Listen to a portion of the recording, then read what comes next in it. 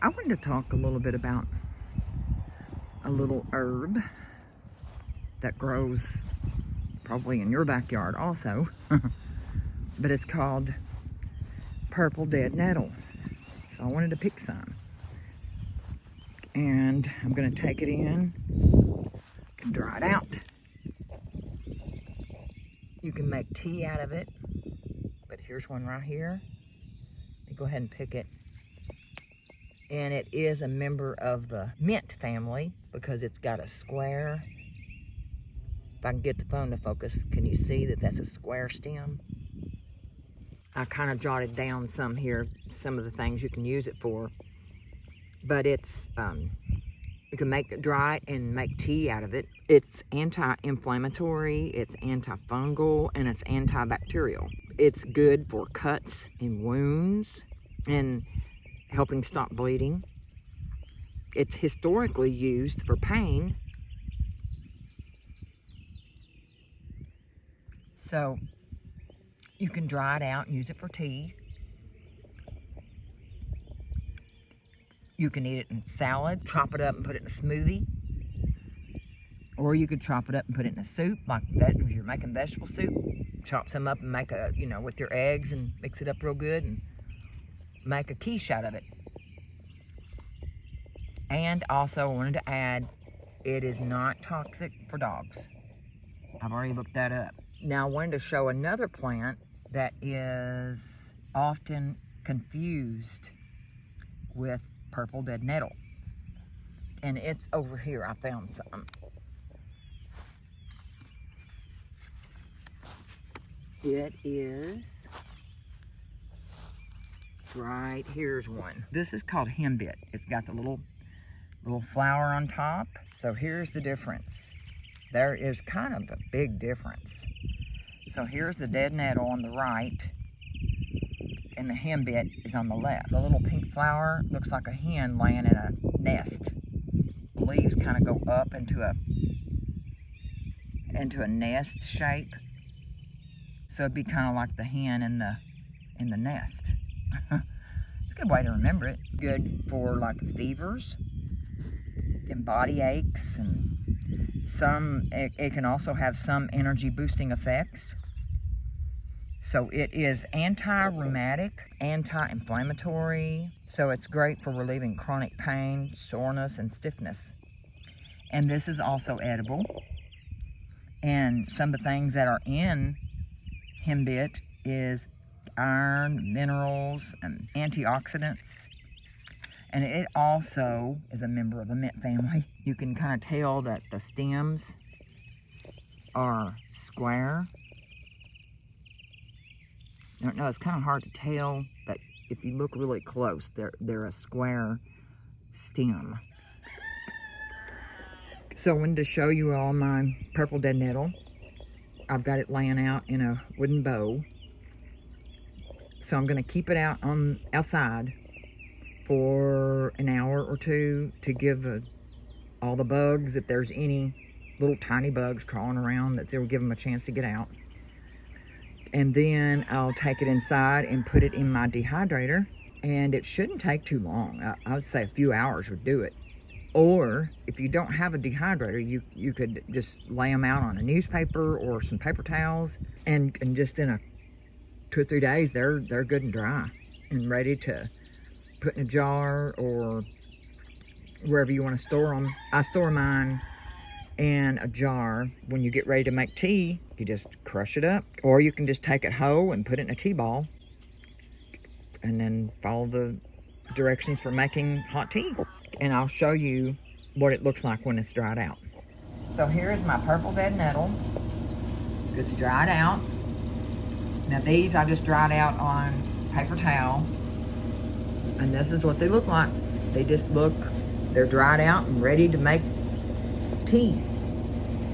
I just take it and just crumble it up. Actually, I probably won't even do that. I'll probably just put the whole thing in a tea ball whenever I get ready to make tea.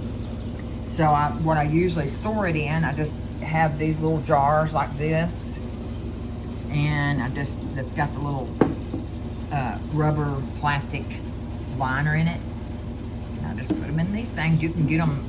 I've had some of mine forever. My mother gave me a bunch of these, and they're really handy for things like this. I just put them in my T-ball, just like this. Just take them whole and just put them right in the T-ball like this.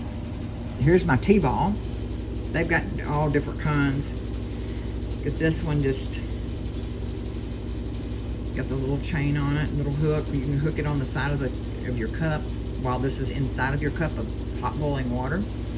But I just take some of these and just like maybe 3 or 4 and just stuff them in there like that. Maybe if you want more, you could probably stick 3 or 4 more in there.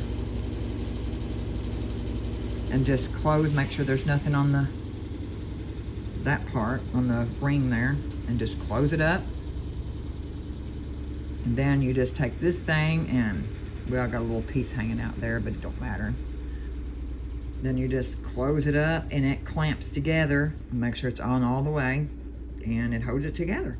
It's a little clamp, you just close it up. And there's my T-ball. And I just put it in one of my cups. So you just take and you put it down in there. Now you just pour your hot boiling water over the T-ball.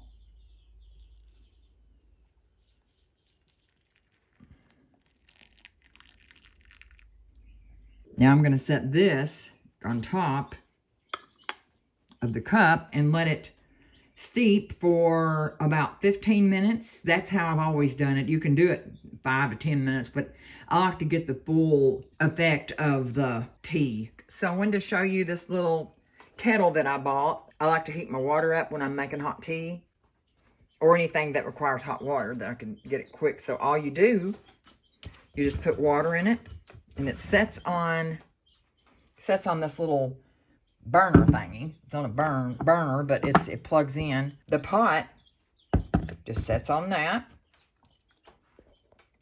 And you just push this button right here.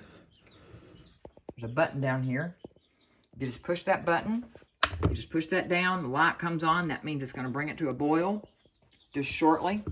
And it's got this neat little thing right here. You just push that and that pops open the lid. And so there it is, making this noise. It's heating the water up. And whenever it gets to boiling, whenever it starts to boil, here's the spout on it. Whenever it starts to boil, this automatically flips back up again, flips back up to off. So that's a good feature on it. You can hear it gurgling in there. It's boiling right now. And this is about to flip off. And there it goes. Okay, now I think it's time to check my hot tea. So I'm going to remove the saucer. See how the water's kind of turned to color? It's yellow orangish color. And so you just take this. What I like to do, it's kind of still hot. You got to be careful. Take this back off. Open it up. If it's not too hot, that is. So I just kind of squeeze out like that and let the rest of those juices fall into the water. I just put this in my scrap bucket where I just throw scraps out in the compost bin. And then you just got your hot tea, and what I usually do add to it is a teaspoon of honey or a teaspoon of sugar, anything sweet, and then it gives it makes it a little easier to drink, because if you just drink it like this, it don't have no taste. It kind of tastes like you're drinking like something grassy flavored. A cup of dried purple dead nettle tea.